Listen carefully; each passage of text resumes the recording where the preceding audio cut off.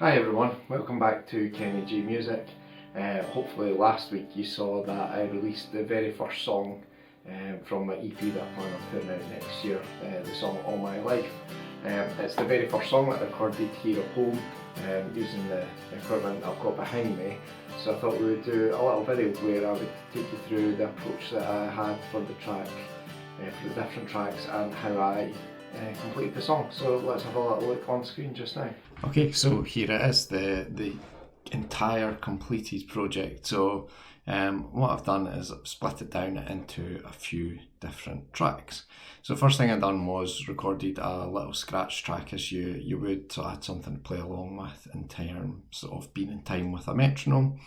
And then I started recording the guitars. So for the first verse, because I've labelled them up here, so I've got the intro, and if we look at that through all the way to the first chorus, you'll see that it's largely just one guitar that's playing, so that green track up here, and I've colour coded them so I can see the two of them when I look at it really quickly. So guitar one left and guitar one right. Basically the approach that I've seen, I had read about it online, spoke to a couple of friends about it, and I thought it sounded the best was I recorded two of the same track, and then what I've done was pan one to the left and one to the right, and then when I've mixed it later on and I've added any effects, I then switched them over so that the effect was panned, so a bit of reverb delay was panned to the opposite side, and it just made for a much thicker and fuller sounding guitar. Guitar one runs the whole way through the song, and it's the one that you hear from the very beginning.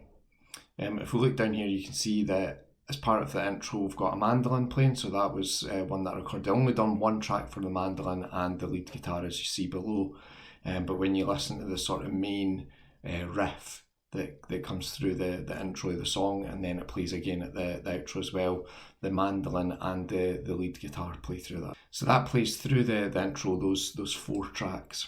When we then go a wee bit further on, we'll come back to the vocals in a minute. So again, you can see there's the chorus, the mandolin kicks back in and plays for the chorus, and then that intro loop repeats again where the mandolin and the lead guitar.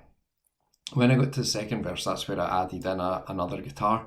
So in the second verse you hear the dampen sound, but also as we go a little bit further on, you hear for the bridge, it's just the one guitar, it's the second guitar that's playing, and then for the outro we build it all the way up, so the final chorus has the guitar, the main guitar, and then the second guitar.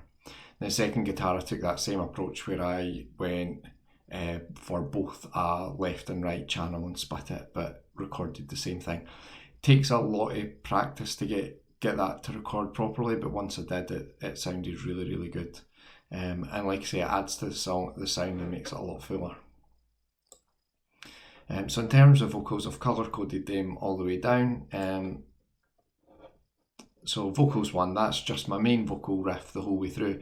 Now I actually started recording this song months and months before. Got a bit of feedback, and one of the things that I learned was that I had recorded with the metronome, so it made me sound quite robotic and it really threw off my vocals. But also just for some of the harmonies which I added in, I needed to go away and practice how to approach that because I wasn't really getting the sound that I wanted, and my friends had given me the feedback that it wasn't standing out the way that I had. So that's the reason there was months between it, is I actually went away and just practiced quite a lot of the recording techniques by starting other songs. So that I've got two of the other songs, all the music recorded for the EP and the vocals done for one other as well, that just needs mixed. So in terms of how I've used the vocals, one lead track that goes through the very first verse, as you'll have heard, and then in the chorus I tried this, and I don't know if it's how huge a difference it's made, but what I've done is I took a copy of the main vocals for the chorus, and again I put those panned left, panned right, and just mixed them slightly differently just to make the sound a bit fuller. I think if I was doing it again now, maybe actually just completely re-recording that so that it's the same vocals but done slightly differently would give an even fuller sound at this point. And then the backing vocals is that low harmony that you hear. I think it's an octave lower that I've went. I don't know. That's what I was aiming for. That you hear as you go through that. So that stays the whole way, and then when we get to the second verse, I then have that low vocal that comes in for the verse. So I split these out because it was easier to mix and record them as separate. So backing vocals is the chorus and third vocals is this verse here. So again, you've got that low, really subtle, try to put it in the back of the mix. And then the chorus stays the same for the rest of the song. So in terms of how I mixed it, if I bring up these, let me just shift some of this over to the side. First step I done was zero all of the faders, and then gain right up to get the everything leveled out so that all the guitar tracks, all the vocal tracks were hitting that -6 decibel. And it just made it a lot easier to record, because one of the things that I had seen when I was watching videos as I was starting to record is about doing the preparation, getting your track. You're better to have it so that it's mixed lower, as you can see here, and it gives a lot more room to then mix in and push stuff up, whereas when you're already really high, it's hard to mix in. So that was a tip I picked up early on, and it's absolutely one that I'd recommend anybody to follow, is zero everything to -6. So zero your fader, adjust your gain, -6, and have that really level sound. In terms of what I've done with the mix, so an EQ, I've now started, as you can see when I've mixed the vocals, again this is about going away and learning a bit more. I use the equalizer that's built into the Pro channel on Cakewalk. But instead, what I had done here is I'd used a plug-in equalizer, which with hindsight I wasn't getting as good a sound, but that was just all part of the learning and things I do differently now. So I use this EQ in future, and then I've got a compressor as well, just to try and take the sort of sharpness out of it. When I done the lead guitar track, I also added in just a little chorus, just to give a tiny little change to the overall effect and sound of the guitar. So what I had done in terms of the delay and reverb is, if we come over here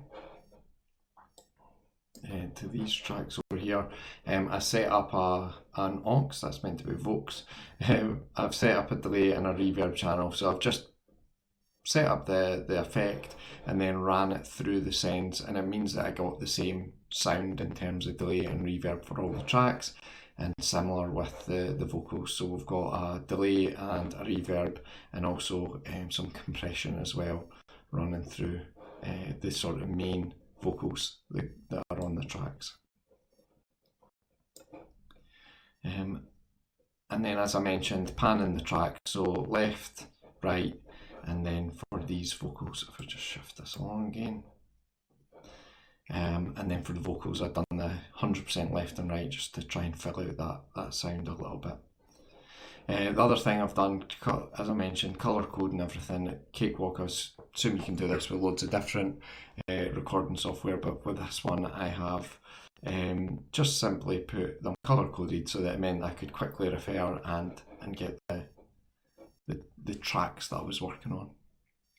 So yeah, as I said, I definitely learned a lot from doing this and doing some things differently, but that's all part of the experience. At the end of the day, I'd be really disappointed if I went back and I was doing 3-4 tracks down the line and they were or 3 or 4 songs down the line, sorry, and they were all mixed the same and they all sounded the same, because then it would feel like I haven't really learned anything. But yes, this has been good fun, and I really enjoyed it, and I'm really proud with the final output. There you go, that was my walkthrough of how I approached recording the song All My Life, and how I recorded all the different tracks using Cakewalk by BandLab. If you've enjoyed this video and you found it useful, give it a little thumbs up, that'll help me out. If you haven't yet subscribed to the channel, I'll put a little button here. And if you want to listen to the track All My Life, the complete version, I'll put a little link there for you to be able to go on and have a look at that video. But as ever, thank you so much for watching. But until the next time, keep making music, keep having fun. I'll see you later. Bye bye.